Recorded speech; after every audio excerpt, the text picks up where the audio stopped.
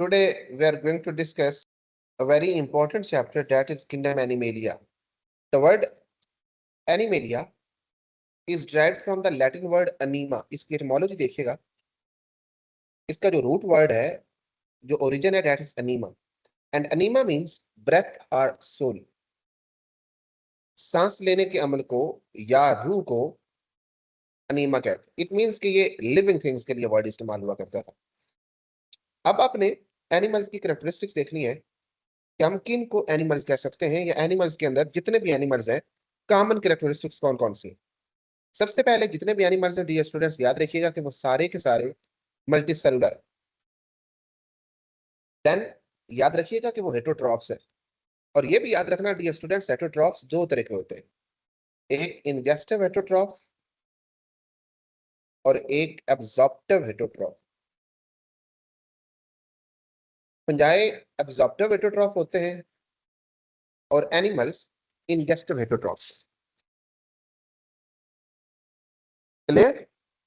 Then याद रखिएगा dear students, जितने भी एनिमल्स हैं, all the animals are eukaryotic.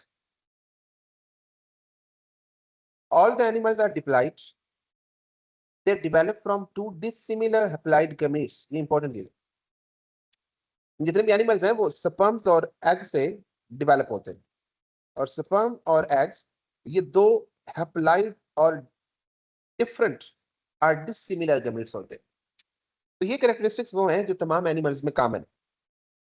उसके बाद जो स्टूडेंट्स देखिए, एनिमल्स को आप दो कैटेगरीज में डिवाइड कर सकते हैं. One is Parazoa and second one is eumetazoa or metazoa. तो आगे देखिए, जो मल्टीसेलुलर कॉम्प्लेक्स एनिमल्स हैं उन्हें मेटाजोअन्स कहते हैं, या इन्हें यूमेटाजोअन्स भी कहते हैं. जो सिंपलेस्ट यूनिसेलुलर एनिमल्स हैं उनको पैराजोअन्स कहते हैं. पहला फर्क ये याद रखिएगा, एनिमल्स जितने भी एनिमल्स हैं आप उनको दो कैटेगरीज में डिवाइड कर रहे हैं. जो सिंपलेस्ट हैं उनको पैराजोअन्स, और जो कॉम्प्लेक्स मल्टीसेलुलर हैं उनको यूमेटाजोअन्स. पैराजोअन्स और मेटाजोअन्स में एक बुनियादी फर्क है, tissue level organisation. Tissue level organisation parazoans में नहीं होती, जबकि यूमेटाजोअन में होती है. जिससे हमारी बॉडी के अंदर टिश्यूज और ऑर्गन्स हैं, यूमेटाजोअन्स के अंदर टिश्यू और ऑर्गन्स होते हैं, लेकिन पैराजोअन्स के अंदर कोई टिश्यू लेवल ऑर्गेनाइजेशन नहीं है. सिंपल सेल्स होते हैं जो ऑर्गेनाइज होकर बॉडी बना रहे होते हैं. उसके बाद एक और इंपॉर्टेंट चीज याद रखिएगा, दैट इज सिमेट्री. ये वर्ड आपने बहुत अच्छे तरीके से देखना है. आप में से कौन है जो सिमेट्री को डिफाइन कर सकेगा? What is symmetry? सर, जब हम उसको डिवाइड करें तो वो टू इक्वल पार्ट्स में डिवाइड हो जाएं, इस तरह से कि नहीं, ये आगे सिमेट्री की टाइप है. व्हाट इज सिमेट्री ये आपको बताना होगा. Arrangement, proper arrangement, division of planes. किन की अरेंजमेंट? सेल्स के. नहीं, आपने बेटे सिमेट्री की डेफिनेशन ये याद रखनी है. It is arrangement of body parts around central axis of the body. Central axis के गिर्द बॉडी पार्ट्स की अरेंजमेंट को सिमेट्री कहते हैं. जिनकी ये अरेंजमेंट होगी, प्रॉपर ऑर्गन्स अरेंज होंगे, उन्हें सिमेट्रिकल ऑर्गेनिजम्स कहेंगे. जिनके आगे फर्दर दो टाइप्स हैं, रेडियल और बाइलेटरल. जिनके अंदर बॉडी पार्ट्स की सेंट्रल एक्सिस के गिर्द कोई अरेंजमेंट है ही नहीं, उनको एसिमेट्रिकल कहेंगे. तो याद रखिएगा, जितने भी पैराजोन्स हैं इनके अंदर कोई सिमेट्री मौजूद ही नहीं है, इसलिए इनको एसिमेट्रिकल कहेंगे. मेटाजोन्स को सिमेट्रिकल कहेंगे. तो मेटाजोन्स और पैराजोन्स में ये दो बुनियादी डिफरेंसेस हैं. पैराजोन्स में टिश्यू लेवल ऑर्गेनाइजेशन भी नहीं होता, सिमेट्री भी नहीं होती. मेटाजोन्स या इनको यूमेटाजोन्स भी कहते हैं, इनके अंदर सिमेट्री भी होती है और टिश्यू लेवल ऑर्गेनाइजेशन भी होती है. ठीक होगी बात? अगली बात इंपॉर्टेंटली मेरे बेटे याद रखिएगा कि जितने भी पैराजोन्स हैं एक ही फाइलम से बिलोंग करते हैं. That phylum is known as Porifera. इनकी बेहतरीन एग्जांपल है स्पंजेस. टोटल आप लोगों ने 10 फाइला याद रखने हैं. इसमें एक फाइलम ऐसा है पोरीफेरा जो कि पैराजोन्स है. बाकी 9 के 9 फाइला सारे के सारे यू मेटाजोन्स या मेटाजोन्स। ये फर्क मेरे बेटे याद रखिए। सिलेबस में सारे इंक्लूड है, जी बेटे, सिलेबस में सारे इंक्लूड है। जी सिलेबस में मेरे बेटे सारे इंक्लूडेड है। Okay sir. अच्छा, उसके बाद you metazoans they have symmetry and tissue level organisation, जबकि पैराजोन्स में ये दोनों चीजें ही नहीं होती। अब आप लोगों ने ये टेबल अच्छे तरीके से याद रखना है, बल्कि ये फ्लो शीट डायग्राम। सर पिछली स्क्रीन एक बार दोबारा शो कर दो। लो मेरा पुत्र, इसको ओके अपने बड़ी तवज्जो से समझना है। अगर आपको ये टेबल सारा याद हो जाता है तो समझिए आपको किंगडम एनिमेलिया की बेसिक सारी आ जाएंगी। बाकी कैरेक्टर्स तो आपने आगे याद रखने ही रखने हैं, लेकिन आज के लेक्चर में अगर आपको ये बेसिक्स याद हो गई तो समझ लें किंगडम एनिमेलिया को आपने क्रैम कर लिया। ये सिर्फ इसको याद रखना है। अब इसमें याद देखें तवज्जो के साथ, 5 इंपॉर्टेंट बातें हैं जो आपने याद रखनी है। जितने भी किंगडम एनिमेलिया हैं, बल्कि 6 कारण, 6 बेसिक बेसिस की बुनियाद पर इनको क्लासिफाई किया है। वो 6 बेसिक्स कौन कौन सी? नंबर 1 है कि लेवल ऑफ ऑर्गेनाइजेशन। ये हम पहले पढ़ चुके हैं कि tissue level organisation and absence of tissue level organisation. पहला फर्क ये याद रखिएगा। दूसरा फर्क सिमेट्री, ये आप देख चुके हो, सिमेट्री है नहीं है, अगर है तो कौन सी है, रेडियल है बाइलेटरल है। ये 2 बातें होगी। तीसरी बात जर्मिनल लेयर। जर्मिनल लेयर 2 तरह की होती है, क्या वो डिप्लोब्लास्टिक है या ट्रिप्लोब्लास्टिक है, ये भी हम आगे डिटेल से पढ़ते हैं। देन बॉडी कैविटी है नहीं है, और अगर है तो वो सूडोसिलोमेट है या सीलोमेट्स है, ठीक है। और अगर सीलोमेट्स हैं तो उनकी डेवलपमेंट कैसे है, वो प्रोटोस्टोम है या ड्यूटेरोस्टोम है, और अगर ड्यूटेरोस्टोम है तो उनका नोटोकॉर्ड है या नहीं है। ये सो ये टोटल फाइला है, इन 6 बुनियादों पर बेस कर रहे हैं। इनके नाम याद करो मेरे बेटे। सबसे पहले लेवल ऑफ ऑर्गेनाइजेशन देखो, इनके अंदर सेलुलर या टिश्यू लेवल ऑर्गेनाइजेशन नहीं होता, सेलुलर ऑर्गेनाइजेशन होता है। मैंने आपको बताया कि वो एक ही फाइलम है और उसका नाम है पोरीफीरा। तो पहले फाइलम का नाम याद रख लो, दैट इज पोरीफीरा। इसके अंदर कोई सिमेट्री नहीं है, कोई जर्मिनल लेयर्स नहीं है, कोई बॉडी कैविटी नहीं है, कोई सिमेट्री नहीं है, कोई टिश्यू लेवल ऑर्गेनाइजेशन नहीं। They are simplest form of animals. बाकी ये सारे के सारे जितने भी हैं, इन सब के अंदर टिश्यू लेवल ऑर्गेनाइजेशन है। दूसरे लफ्जों में ये पैराजोवंस हैं, पैराजोवंस हैं एक फाइलम, और ये सारे के सारे मेटाजोवंस। ये बात क्लियर होगी मेरे बेटे? Yes sir. Yes sir. अच्छा, अब जिनके अंदर टिश्यू लेवल ऑर्गेनाइजेशन है, दूसरे लफ्जों में जो मेटाजोवंस या यू मेटाजोवंस हैं, इनको फर्दर क्लासिफाई किया गया on the basis of symmetry. किस बुनियाद पर? सिमेट्री की बुनियाद पर और जर्मिनल लेयर की बुनियाद पर, लेकिन मोस्ट इंपॉर्टेंट सिमेट्री को देखो। अब ये तो एसिमेट्रिकल थे, बाकी सारे के सारे हैं वो सिमेट्रिकल। अब याद रखिएगा कि सिमेट्री 2 तरह की होती है। एक को कहते हैं बाइलेटरल सिमेट्री और एक को कहते हैं रेडियल सिमेट्री। ये देखो, ये एसिमेट्रिकल है, ये पोरीफेरल्स है। रेडियल सिमेट्री वो सिमेट्री होती है जिसमें बॉडी पार्ट्स इस तरह अरेंज हो कि सिंगल प्लेन,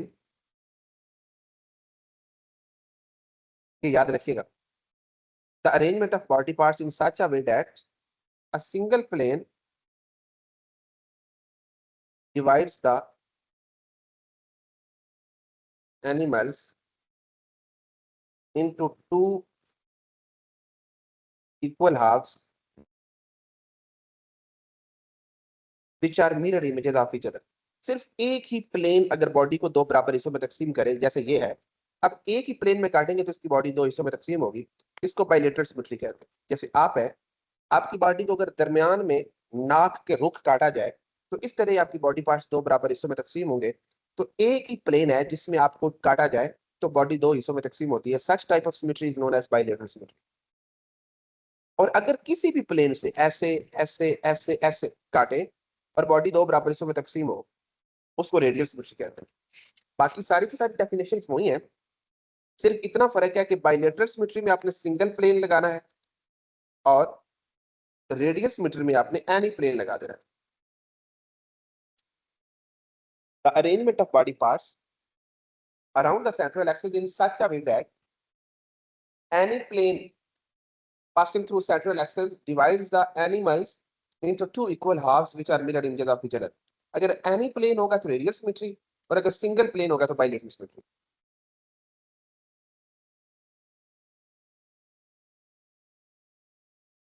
क्लियर मेरे सर बेटे? एसिमेट्री बता दें। जी बेटा एसिमेट्री प्लीज। समझ नहीं आई। एसिमेट्री में कोई सिमेट्री होती ही नहीं है, बॉडी पार्ट्स की अरेंजमेंट ओके नहीं है। इस डायग्राम को देखो तो आपको और क्लियर हो जाएगा। ये आपको ड्रोसोफिला नजर आ रही है।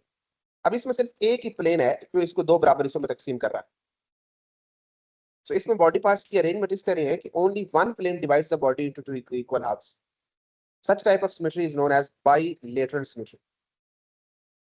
इधर स्टारफिश को देखो, इसमें any plane divides the body into two equal halves. Such type of symmetry is known as radial symmetry. तो radial symmetry में एक ही अगेन फाइलम है जिसको सिलेंट्रेटा कहते हैं। ये अभी इस छोड़ दो। सिलेंट्रेटा को नाइडेरिया भी कहते हैं, आपकी किताब के अंदर लिखा होगा नाइडेरिया, नोट करो। यस हाइड्रा वाला फाइलम, इसके अंदर हाइड्रा वगैरह होता है। तो रेडियल सिमेट्री वाला एक ही फाइलम है, दैट इज नाइडेरिया। अच्छा, एक तो इनकी सिमेट्री और बाकी जितने भी हैं उन सब के अंदर बाइलेटरल सिमेट्री होती है। इतनी बात समझ में आ गई? Level Yes, of sir. Organisation का पता चल गया, सिमेट्री का पता चल गया। लेवल ऑफ ऑर्गेनाइजेशन में एक फाइलम ऐसा था जिसका सेलुलर ऑर्गेनाइजेशन था, बाकी सब के अंदर टिश्यू लेवल और ऑर्गन लेवल ऑर्गेनाइजेशन है। सिमेट्री में ये एसिमेट्री था, रेडियल सिमेट्री में नाइडेरिया या सिलेंट्रेटा भी कहते हैं, और बाकी सारे के सारे बाइलेटरल सिमेट्री थे। उसके बाद देखो जर्मिनल लेयर्स। जर्मिनल लेयर्स जब एम्ब्रियो डेवलप हो रहा हो, कुछ ऑर्गेनिज्म ऐसे होते हैं जिनके अंदर दो लेयर्स बनती हैं, उनको डिप्लोब्लास्टिक कहते हैं। इनके अंदर दो लेयर्स कौन कौन सी बनती हैं? एक एक्टोडर्म और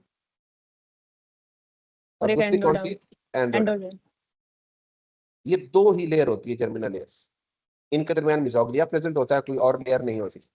जबकि जो ट्रिप्लोब्लास्टिक है इनमें तीन लेयर्स बनती है। एक्टोडर्म और एंडोडर्म के साथ साथ इनमें दरमियान में एक और लेयर होती है जिसको मेसोडर्म। मीसोडर्म कहते हैं। तो जो फाइलम नाइडेरिया है इसके अंदर दो लेयर्स होती है, एक्टोडर्म और एंडोडर्म, और दरमियान में जो गैप होता है उसको जो फिल करता है उसको कहते हैं मिजोग्लिया। एमसीक्यूज में ये भी पूछ लेते हैं कि मिजोग्लिया किस में प्रेजेंट होता है, तो आपने कहना मिजोग्लिया सिलेंट्रेटा या नाइडेरिया में प्रेजेंट होते हैं या डिप्लोब्लास्टिक में प्रेजेंट होते हैं। ठीक है, डिप्लोब्लास्टिक में प्रॉपर तीन लेयर होती है, सबसे अंदर एंडोडर्म, सबसे बाहर एक्टोडर्म और दरमियान में मीसोडर्म। अच्छा, अब ये जो ट्रिप्लोब्लास्टिक ऑर्गेनिजम्स हैं इनके अंदर ये जो तीन लेयर्स होती हैं, इन तीन लेयर्स की फेट्स को जानना बहुत जरूरी है। ये देखिए डिप्लोब्लास्टिक और ट्रिप्लोब्लास्टिक में डिफरेंसेस देखिएगा। ट्रिप्लोब्लास्टिक का ग्रेड रेडिएटा है क्योंकि इनके अंदर रेडियल सिमेट्री है। ट्रिप्लोब्लास्टिक का ग्रेड बाइलेटरिया है क्योंकि इनके अंदर बाइलेटरल सिमेट्री होती है। तो सिमेट्री का आपको पता चल गया। देन जर्मिनल लेयर्स, डिप्लोब्लास्टिक के अंदर दो, एक्टोडर्म एंडोडर्म, और ट्रिप्लोब्लास्टिक के अंदर तीन, एक्टोडर्म मीसोडर्म और endoderm. Complexity, diploblastic less complex होते हैं और ट्रिप्लोब्लास्टिक हाई कॉम्प्लेक्स होते हैं। Cnidaria are coelenterates are less complex than platyhelminthes, annelids, nematodes, arthropods, mollusks, hemichordates, chordates, etc. ये इनके अंदर हाई कॉम्प्लेक्सिटी होती है। देन मिजोग्लिया, मिजोग्लिया क्या है? It is present between ectoderm and endoderm. Ectoderm और एंडोडर्म के दरमियान मिजोग्लिया, ये डिप्लोब्लास्टिक ऑर्गेनिज्म में प्रेजेंट होती है, लेकिन ट्रिप्लोब्लास्टिक ऑर्गेनिज्म में प्रेजेंट नहीं होती क्योंकि यहाँ पर मीसोडर्म एक थर्ड लेयर मौजूद होती है, इसलिए मिजोग्लिया की जरूरत ही नहीं रहती। डिप्लोब्लास्टिक फाइलम में एक ही फाइलम है जिसको नाइडेरिया कहते हैं, जिसका एक दूसरा नाम आपने अभी देखा, वो क्या है? सिलेंट्रेट्स। स्पिरेंट्रेट। जिंदाबाद, शाबाश। जबकि आगे प्लैटिहेल्मिंथस से लेकर कॉर्डेटा तक वो सारे के सारे ट्रिप्लोब्लास्टिक है। इसका नाम क्या क्या? Platyhelminthes, nematodes, annelids, arthropods, mollusc, hemichordates, echinoderms and chordata. तो ये जो 8 फाइला है ये सारी की सारी ट्रिप्लो प्लास्टिक है और बाइलेटरल सिमेट्रिकल। अच्छा जी, ये बात समझ में आ गई मेरे बेटे? Yes Again, sir. इसको एक बार फिर अच्छी तरीके से देखो। आपने 3 बेसिक्स को समझ लिया, एक लेवल ऑफ ऑर्गेनाइजेशन को, सिमेट्री को, जर्मिनल लेयर्स को, और आपने पोरिफेरा को समझ लिया। ये तीनों चीजें इनमें प्रॉपर नहीं होती है। फिर आपने सिलेंट्रेटा को देख लिया, इसके अंदर ये तीनों चीजें होती हैं। अब आप आगे आ जाओ बॉडी कैविटी की तरफ। अब ये जो अगली डिवीजन है ये बॉडी कैविटी की है। याद रखिएगा कि पोरिफेरा और इनके दरमियान कोई बॉडी कैविटी नहीं होती, बॉडी कैविटी इनके दरमियान होती। ट्रिप्लोब्लास्ट की कैरेक्टरिस्टिक है बॉडी कैविटी। अब इसमें देखिएगा कि जिनके अंदर बॉडी कैविटी नहीं होती उन्हें एसिलोमेट कहते हैं, और ये भी एक ही फाइलम है प्लेटिहेलमिंथस।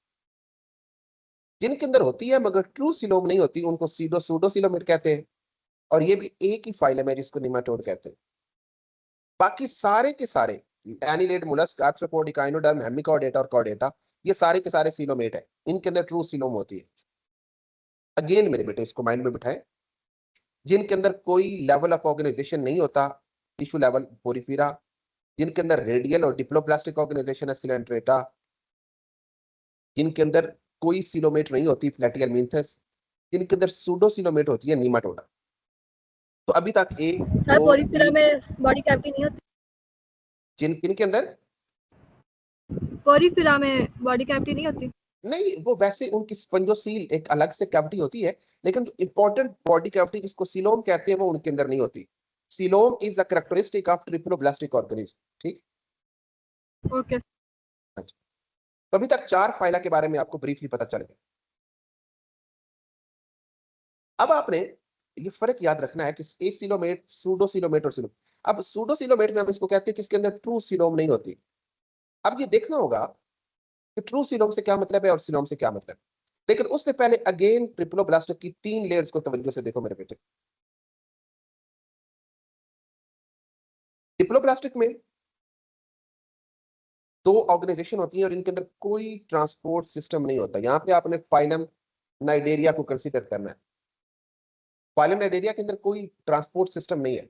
इस तरीके से लिम्फेटिक सिस्टम या सर्कुलेटरी सिस्टम है, इस तरह का डिप्लोप्लास्टिक ऑर्गेनिज्म के अंदर कोई सिस्टम नहीं होता, कोई सेंट्रलाइज्ड नर्वस सिस्टम नहीं होता। आपने हाइड्रा के अंदर पढ़ा था कि उनके अंदर डिफ्यूज्ड नर्वस सिस्टम होता है।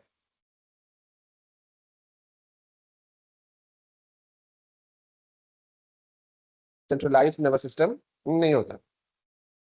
इनका डाइजेस्टिव सिस्टम सैक लाइक होता है। आपको पता होना चाहिए कि डाइजेस्टिव सिस्टम 2 तरह का होता है, एक ट्यूब लाइक डाइजेस्टिव सिस्टम और एक सैक लाइक। सैक किसको कहते हैं? पूरी को। कभी सैक रेस खेली है बेटे? Yes sir. आप अगर सैक को देखो तो सैक की एक ही ओपनिंग होती है, ऐसे ही है ना? ये एक ओपनिंग है सैक की, यहीं से चीजों को दाखिल करते हैं, यहीं से चीजों को निकालते हैं। ऐसा डाइजेस्टिव सिस्टम जिसकी सिंगल ओपनिंग हो, इंजेक्शन और इजेक्शन के लिए सिंगल ओपनिंग हो, such type of digestive system is known as sac like digestive system. दूसरा होता है ट्यूब लाइक। आपको पता है कि ट्यूब की 2 ओपनिंग्स होती हैं, ऐसे ही है, इंजेक्शन के लिए अलग और इजेक्शन के लिए अलग। इसके अंदर 2 ओपनिंग्स होती है, separate for injection and ejection. तो याद रखिएगा मेरे बेटे, 2 फाइला ऐसे हैं, एक नाइडेरिया और एक प्लेटिहेलमिंथस। इन दोनों के अंदर सैक लाइक डाइजेस्टिव सिस्टम होता है, जबकि नीमाटोड से लेके ऑनवर्ड जितने भी फाइल हैं उनके अंदर ट्यूब लाइक डाइजेस्टिव सिस्टम होता है। क्लियर मेरे बेटे? जी सर। ये देख लीजिए, ये आपको एक ही कैविटी नजर आ रही है इंजेक्शन और इजेक्शन के लिए, और इस कैविटी को कहते हैं गैस्ट्रोवेस्कुलर कैविटी, जो गैस्ट्रो डाइजेशन के लिए भी इस्तेमाल हो रही है और वेस्कुलर सिस्टम के लिए भी इस्तेमाल हो रही है। ये भी याद रख लो, वो पूछ सकता है गैस्ट्रोवेस्कुलर कैविटी किन के अंदर प्रेजेंट होती है, तो आपने कहा ना नाइडेरिया की कैविटी को गैस्ट्रोवेस्कुलर कैविटी भी कहते हैं। ठीक है, और इनकी सिंगल ओपनिंग होती है। याद रहेगा मेरे बेटे? सर प्लेटी को भी यही कहेंगे। जी नहीं, उनकी कैविटी को गैस्ट्रोवेस्कुलर कैविटी आप कह सकते हैं, लेकिन उनकी इस तरह कैविटी नहीं होती है। वो हम आगे प्लेटी हेलमिंथस में उनको डिटेल से पढ़ेंगे। Okay sir. उसके बाद ट्रिप्लोब्लास्टिक ऑर्गेनाइजेशन को देखो।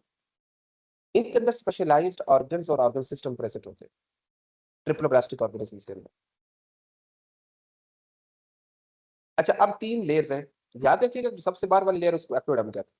अब ये आपको पता होना चाहिए कि इनकी फेट क्या क्या है, एक्टोडर्म क्या बनाती है, एंडोडर्म क्या बनाती है, मेसोडर्म क्या बनाती है। तो याद रखिएगा कि ectoderm gives rise integumentary system and nervous system. Integumentary mean जो भी स्किन है या जो भी बॉडी कवरिंग है वो किससे बनती है, एक्टोडर्म से। और नर्वस सिस्टम भी किससे बनता है, एक्टोडर्म से। ये 2 बातें याद रखिएगा, एक्टोडर्म इंटेगुमेंटरी सिस्टम और नर्वस सिस्टम बनाती है। मेसोडर्म क्या बनाती है, ये आपकी muscular, skeletal and reproductive system. ये एमसीक्यूज में इंपॉर्टेंट है, याद रखिएगा। आपका मस्कुलर सिस्टम, रेस्पिरेटरी सिस्टम यही बनाता है ना? जी, स्केलेटल सिस्टम, रिप्रोडक्टिव सिस्टम वगैरह ये मेसोडर्म बना रहे। इसी तरह एंडोडर्म, ये डाइजेस्टिव ट्रैक की लाइनिंग, जिसमें आपका स्टमक, इंटेस्टाइन और उनके साथ जितने भी एसोसिएटिव ग्लैंड्स होते हैं, लीवर, पैंक्रियाज एटसेट्रा, ये कौन बनाती है, एंडोडर्म। तो ये एमसीक्यूज मेरे बेटे अच्छे तरीके से याद रखना है। ये देखें, बल्कि ये ट्रिप्लोब्लास्टिक आपको पता चले। जहां तक आपको इस ऑर्गेनाइजेशन की पता चल गया है, अब आप अगेन इसको देखो। इसमें अगर वो आप लोगों से पूछ ले कि वो कौन से ऑर्गेनिजम्स हैं जिनके अंदर मेसोडर्म्स मौजूद होती है, आप कुछ और ऑप्शन दे दिया जाए। अगर फर्ज करें आपको 4 ऑप्शन देते हैं, alpha hydra, beta planaria, charlie sponges, delta all. अब मैं आपसे पूछूं कि which one of the following have mesoderm? Planaria. क्या प्लेनेरिया। प्लानेरिया भी। ट्रिप्लोब्लास्टिक से बिलोंग करते हैं। ये प्लाटी हेलमिंथस। हाँ, अगर मैं पूछूं which one of the following have mesoglea? A and C. नहीं, सी के पास मेसोग्लिया नहीं होते मेरे बेटे, A and C hydra. Just A, hydra ही है। क्योंकि ये डिप्लोब्लास्टिक में होते हैं। स्पंजेस के अंदर कोई भी टिश्यू लेवल ऑर्गेनाइजेशन नहीं होता, ठीक है मेरे बेटे? Yes sir. हाँ, ये जी देखो सर। इस पोरिफेरा के अंदर ये डिप्लोब्लास्टिक और रेडियल सिमेट्री या टिश्यूज ये सिलेंट्रेटा के अंदर या नाइड्रा के अंदर, नाइडेरिया के अंदर प्रेजेंट होते हैं। क्लियर मेरे बेटे? अच्छा, अब आ जाएगी ट्रिप्लोब्लास्टिक की फर्दर टाइप्स। ट्रिप्लोब्लास्टिक में सीलोम पे गौर कीजिएगा। सीलोम कहते हैं बॉडी कैविटी। जिनके अंदर सीलोम नहीं होती वो एसीलोमेट, जिनके अंदर ट्रू सीलोम नहीं होती सूडोसीलोमेट, और जिनके अंदर ट्रू सीलोम होती है उन्हें सीलोमेट। अब ये फर्क देखिएगा मेरे बेटे, ये अब ये सबसे पहले एसीलोमेट देखो, ये एसीलोमेट है। प्लेनेरिया को हमने इसका सेक्शन लिया, क्रॉस सेक्शन। अब इसमें देखो ये सबसे बाहर जो आपको लेयर नजर आ रही है ये एक्टोडर्म है, ये वाली। सबसे अंदर जो आपको येलो नजर आ रही है ये एंडोडर्म है। एक्टोडर्म और एंडोडर्म के दरमियान जितनी भी जगह है ये डार्क रेड, ये मेसोडर्म है। इसका मतलब है कि इनके मेसोडर्म के दरमियान कोई कैविटी नहीं है। अच्छा, ये जो सबसे अंदर खाली जगह होती है ना, ये बॉडी कैविटी नहीं होती, बल्कि ये डाइजेस्टिव ट्रैक होता है। यहाँ से खुराक मूव करती है, जैसे आपके इसोफेगस, स्टमक और इंटेस्टाइन के अंदर खाली जगह है ना, ये डाइजेस्टिव ट्रैक होते हैं। इसको बॉडी कैविटी नहीं कहते, बॉडी कैविटी कहते हैं मेसोडर्म के दरमियान। तो आप ये देखो, इसमें एंडोडर्म और मेसोडर्म के दरमियान जितनी भी खाली जगह है वो सारी की सारी मेसोडर्म ने फिल की हुई है। So there is no body cavity in acoelomate और फाइलम प्लैटिहेलमिंथस। प्लैटिहेलमिंथस में कोई बॉडी कैविटी नहीं है। अब देखो सीलोमेट और सूडोसीलोमेट, यहां पर भी खाली जगह आपको नजर आ रही है और यहां पर भी ये व्हाइट खाली जगह आपको नजर आ रही है। अब इनमें फर्क क्या है, ये बड़ी तवज्जो से बात समझने वाली है मेरे बेटे। पहले सूडोसिलोमेट देखो, ये खाली जगह आपको नजर आ रही है, इसके अंदर वाली साइड पर क्या है बताओ भाई? Endoderm, digestive system. शाबाश शाबाश। और इसके बाहर वाली साइड पे क्या है? Ectoderm, Ectoderm. बाहर वाली साइड पे मीजोडर्म। मीजोडर्म है। हाँ, और मीजोडर्म के बाहर एक्टोडर्म है। ये जो ब्लूश है ये एक्टोडर्म है, जो डार्क रेड है ये मीजोडर्म है, और जो येलो है ये एंडोडर्म। ये कलर नोट करना, ये वाली येलो एंडोडर्म, ये रेड मीजोडर्म, और बाहर ब्लू जो है ये light blue ectoderm, ectoderm. Ectoderm, अब ये समझ आ गई लेयर्स की। अब देखो अगेन, इसको अंदर से एंडोडर्म ने लाइन किया हुआ है, बाहर से मीजोडर्म ने लाइन किया। अब इसको देखो, इसको अब यहाँ पर जो बॉडी कैविटी है इसके अंदर क्या है? अंदर भी मीजोडर्म है, बाहर भी मीजोडर्म है, दोनों तरफ से मीजोडर्म ने लाइन किया हुआ है, सही है? यस सर, यही मेन फर्क है मेरे बेटे। अगर बॉडी कैविटी को दोनों तरफ से मीजोडर्म लाइन कर रही है, this is known as true coelom.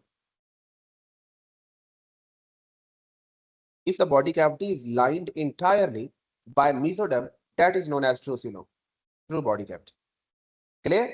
And if the body cavity is not entirely lined by mesoderm, अब इसको देखो ना, entirely mesoderm line नहीं कर रही, अंदर से endoderm line कर रही है, तो such type of body cavity is known as pseudocoelom. Clear मेरे बेटे? Yes sir, Yes, sir. तो ये आपने सूडोसिलोम और सीलोम का फर्क याद रखना। अब अगेन इसको देखिएगा, साथ साथ आपने इन चीजों को ना इसके साथ रिलेट करते जाना है।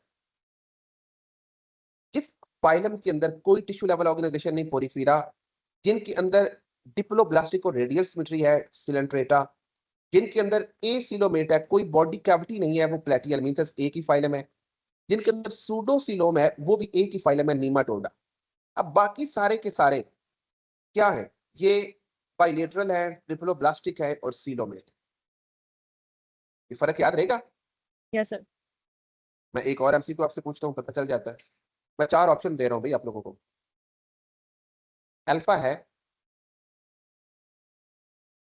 प्लेनेरिया, बीटा है राउंड वॉर्म्स, नीमाटोड्स को ना राउंड वॉर्म्स भी कहते हैं, ठीक है? चार्ली होता है जी हाइड्रा, और डेल्टा है जी इंसेक्ट्स, ये आर्थ्रोपोड्स, ठीक? चारों ऑप्शन नजर आ रहे हैं मेरे बेटे? Yes sir, yes sir. अब मैं बताऊं, आप इसे बताओ, which one of the following organism have body cavity which is not entirely lined by mesoderm? Round worms, nematode. शाबाश, एक्सीलेंट। क्योंकि जिनकी बॉडी एंटायरली मेसोडर्म लाइन नहीं कर रहा है, एक्चुअली वो सूडोसिलोमेट है, और सूडोसिलोमेट इनमें कौन से? Round worms. अगर मैं पूछूं which one of the following does not contain any body cavity? Planaria, planaria. Hydra नहीं मेरे बेटे, हाइड्रा के अंदर तो बॉडी कैविटी का कॉन्सेप्ट ही नहीं है ना, तो एसिलोमेट प्लेनेरिया है, ठीक है? इस तरीके से मेरे बेटे आपने इन चीजों को रिलेट करो, तो इसको यहां तक आपको अब समझ आ जानी चाहिए। नीमाटोड्स तक अब आपको सारी बातें समझ आ गई हैं। इन 5 Yes, फाइला sir. को नोट करो, 4 फाइला। पोरिफेरा को क्लियर करो, सिलेंट्रेटा को करो, प्लेटिहेल्मिंथस को करो और नीमाटोड्स, इनकी बेसिक फीचर। अब आ जाते हैं सीलोम। क्या? नहीं नहीं, सीलोम का कॉन्सेप्ट ही यहां से स्टार्ट हो रहा है।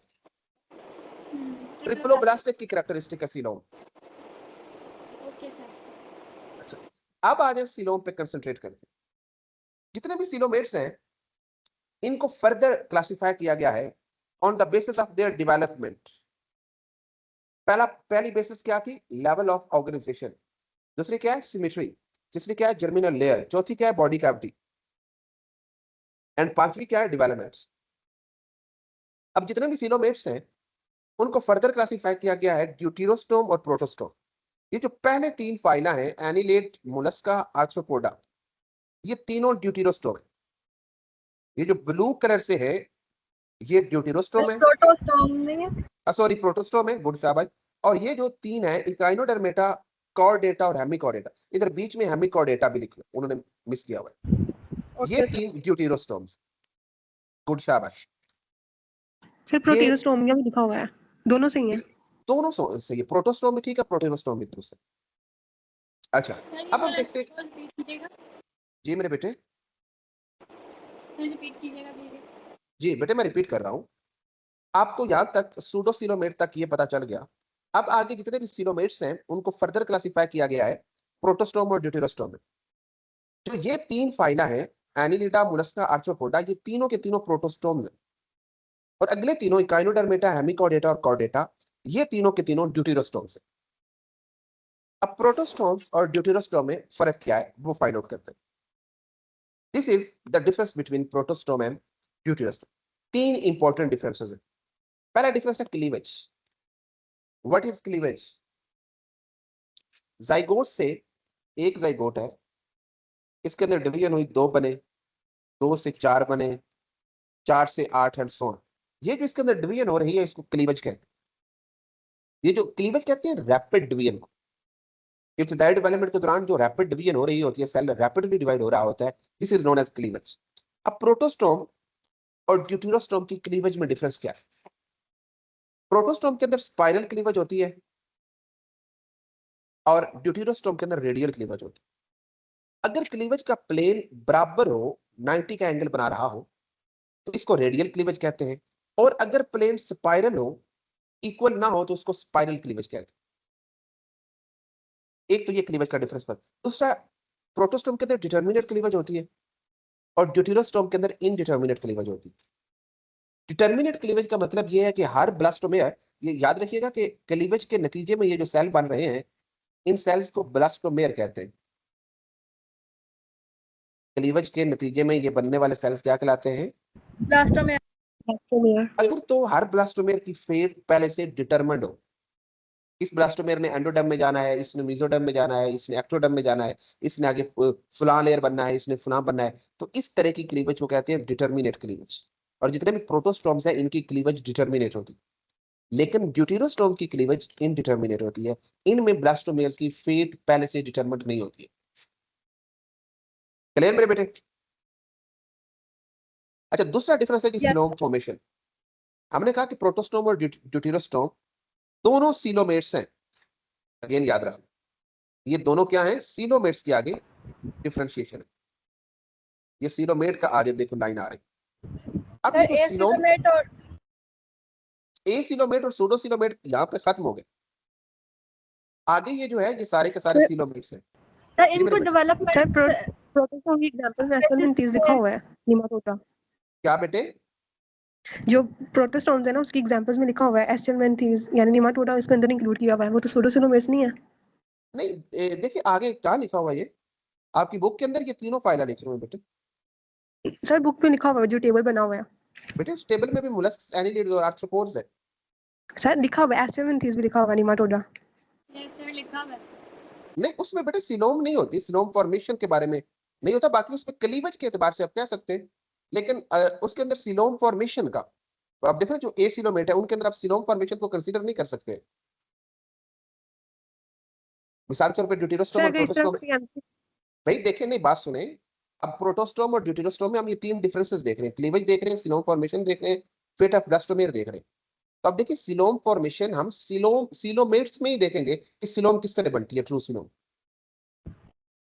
सर अब आपने जब प्रोटोस्टोम्स, निमाटोड्स और प्लेटरी हेलमिंथ्स को एक ही कलर से किया हुआ है ना, तो नहीं बेटे, प्रोटोस्टोम्स ही है। ये देखो एक कलर से कैसे किया हुआ है। अब इसमें ये कलर आप कह सकते हैं, इसमें आप एक दो कैरेक्टर्स को कॉमन कह सकते हो क्लीवेज के एतबार से, या लेकिन सिलोम के एतबार से आप नहीं कह सकते। तो याद रखिएगा कि ड्यूटेरोस्टोम और प्रोटोस्टोम, ये जो मेन क्लासिफिकेशन है ये सिलोमेट्स की है। आप ए सिलोमेट और सूडो सिलोमेट को इनके अंदर इंक्लूड ना करें, अदरवाइज आपको कंफ्यूजन हो जाएगी। सर अगर ऐसा एमसीक्यूज आ गया कि बट वो बुक पे लिखा प्रोटोस्टोम हुआ था ना। निमाटोड नहीं वगैरह इसमें ऑप्शन तो हम निमाटोड को नहीं उसमें select बेटे ये होगा, उसमें कंफ्यूजन बच्चों को ये बन जाती है कि अगर आप इनको भी प्रोटोस्टोम अगरचे हैं कुछ एतबार से करेंगे, तो फिर आपको सीलोमेट्स के अंदर ये प्रॉब्लम बन जाएगी। तो मैं आपको इसलिए तरतीब से ले जाना चाह रहा था कि बीच में आप कंफ्यूज ना हो जाए। मिसाल के तौर पर ना देखो, एक तरतीब से पहले सेलुलर ऑर्गेनाइजेशन, फिर रेडियल और डिप्लोब्लास्टिक, फिर बाइलेटरल और ट्रिप्लोब्लास्टिक, ट्रिप्लोब्लास्टिक में आगे ए सिलोमेट, फिर सूडो सिलोमेट, फिर सिलोमेट, सिलोमेट में आगे फिर प्रोटोस्टोम, फिर ड्यूटेरोस्टोम, और फिर आगे इनवर्टिब्रेट, फिर वर्टिब्रेट, फिर आगे हेमिकॉर्डेटा, कॉर्डेटा। तो ये आगे इस तरतीब से अगर आप चलेंगे तो आपके लिए आसानी रहेगी। ठीक, ये कुछ Yes, जो sir. कॉमन कैरेक्टर्स हैं, सर, जब हम इनके आगे फर्दर कैरेक्टर्स पढ़ेंगे तो वहां पर उनको डिस्कस कर लेंगे। पहले आप इस तरतीब से क्लासिफिकेशन को याद कर लो। Okay sir. हाँ जी, अच्छा जी, सिलोम फॉर्मेशन देखिएगा। सिलोम फॉर्मेशन यानी कि सिलोम बनती है, वो कैसे बनती है? दो प्रोसेस होते हैं सिलोम फॉर्मेशन के बेटे।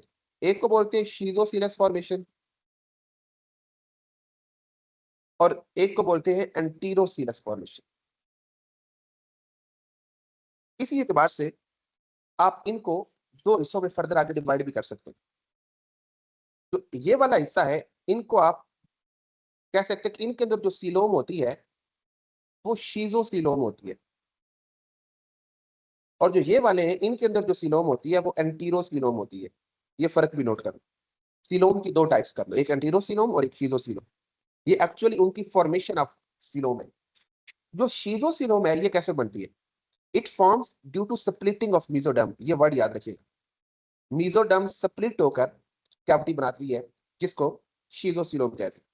और अगर ये मीजोडर्म आउट पाउचिंग होकर, ये बाहर की जानिब आउट पाउचिंग करके बॉडी कैविटी बनाए, तो इसको कहते हैं enterocoelom. So it is folds of or कैंट्रॉन फ्रॉम सीलोम। इसको फोल्ड्स भी कहते हैं और इसके लिए लफ्ज आउट पाउचिंग भी इस्तेमाल होता है, आपकी बुक के अंदर ये वर्ड इस्तेमाल हुआ होगा।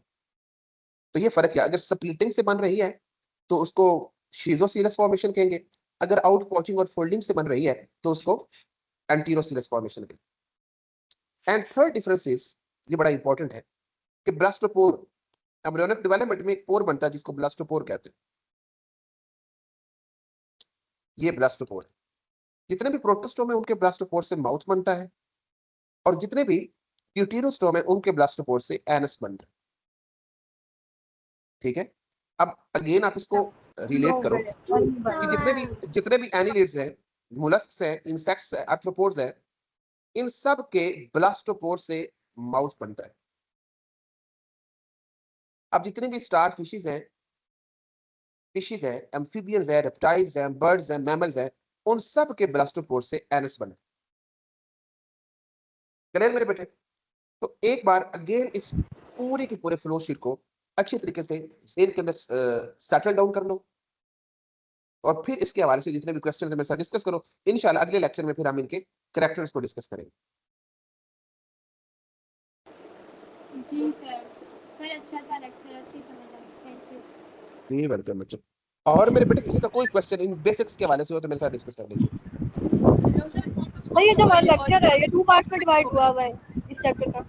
वैसे भी बेटे आपके सारे लेक्चर्स दो हिस्सों में हो रहे हैं ना, 45 के 2 लेक्चर्स होते हैं ना। जी सर। सर प्रोटोसोम और ड्यूटेरोसोम वाली स्लाइड शेयर करवा दें। ये लो बेटा। Thank you. जी मेरे सर बेटे जी इतना बेटा। लेंथी चैप्टर है, कैसे इतना लेंथी चैप्टर है, ये टोटल सारा कैसे करेंगे? नहीं बेटे, इसमें ना आपने सारा ऐसे थारोली सारा रटना नहीं है। आपको बेसिक्स का पता चल गया ना कि किस तरीके से इन फाइला को क्लासिफाई किया गया। अब आपने इन यस 10 सर, फाइला के चंद कैरेक्टर्स नोट करने हैं, बस। यस सर, उनसे मिसाल आउटसाइड कोई आप क्वेश्चन नहीं देखना आएगा? उन कैरेक्टर्स में, जैसा कि ये मैं आपको एक टेबल दिखाता हूँ, ये मैं आपको पढ़ाऊंगा। अब इसके अंदर आपने देखना है कि इनकी बॉडी किस तरह की होती है, मूवमेंट कैसे करते हैं, डाइजेशन कैसे होती है, रेस्पिरेशन, सर्कुलेशन। अगर आपको ये सारे के सारे फाइला अच्छे से याद है तो फिर आप बहुत अच्छे तरीके से देख सकते हैं स्केलेटन किसके अंदर किस तरह का होता है, रिप्रोडक्शन कैसे होती है। तो ये आप अच्छे तरीके से फाइंड आउट कर सकते हैं। सबसे पहले किन के अंदर बॉडी कैविटी डेवलप हुई, सबसे पहले किन के अंदर tube like register system develop हुआ, कौन डिप्लोब्लास्टिक है, कौन ट्रिप्लोब्लास्टिक है। तो ये सारे कैरेक्टर्स याद करना आपके लिए बहुत ही आसान हो जाएंगे। लेकिन पहले आपको पता होना चाहिए, फाइला के नाम आने चाहिए, उनके एग्जांपल्स आने चाहिए, और उनकी बेसिक्स ऑफ क्लासिफिकेशंस आनी चाहिए। अगर आपको ये अच्छे से याद हो गया है ना, तो फिर कभी भी कैरेक्टर्स में आप कंफ्यूज नहीं होंगे, कैरेक्टर्स मिक्स नहीं होंगे। अगर आपको ये बेसिक्स का पता है, तरतीब, इसको एक एवोल्यूशनरी पर्सपेक्टिव में देखना है कि कैसे पहले सिंपल थे, फिर डिप्लोब्लास्टिक हुए, फिर ट्रिप्लोब्लास्टिक, फिर एसिलोमेट, फिर सूडोसिलोमेट, फिर सिलोमेट, फिर शीजोसिलस फॉर्मेशन, फिर एंटीरोसिलस फॉर्मेशन, फिर इनके अंदर नोटोकॉर्ड डेवलप हुआ, फिर ये आगे नोटोकॉर्ड वर्टिब्रल कॉलम बना। तो इस तरीके से आपने इनको तरतीब से देखना है। ठीक है मेरे बेटे? ओके सर, यस चल। सर। जी बेटे, एनी क्वेश्चन? No sir. चले, ठीक है मेरे बेटे, अपना बहुत सारा ख्याल रखिएगा। सी यू टुमारो। मेरा नहीं ख्याल के, मेरा ख्याल कल परसों शायद छुट्टी हो, लेकिन अभी कोई नोटिफिकेशन आया नहीं है। तो जैसे ही कोई नोटिफिकेशन आता है ग्रुप के अंदर, फिर उसके अकॉर्डिंग हम देख लेंगे। ठीक है? ठीक है सर, अल्लाह हाफिज। अल्लाह हाफिज मेरे बेटे, अपना बहुत सारा ख्याल रखिएगा।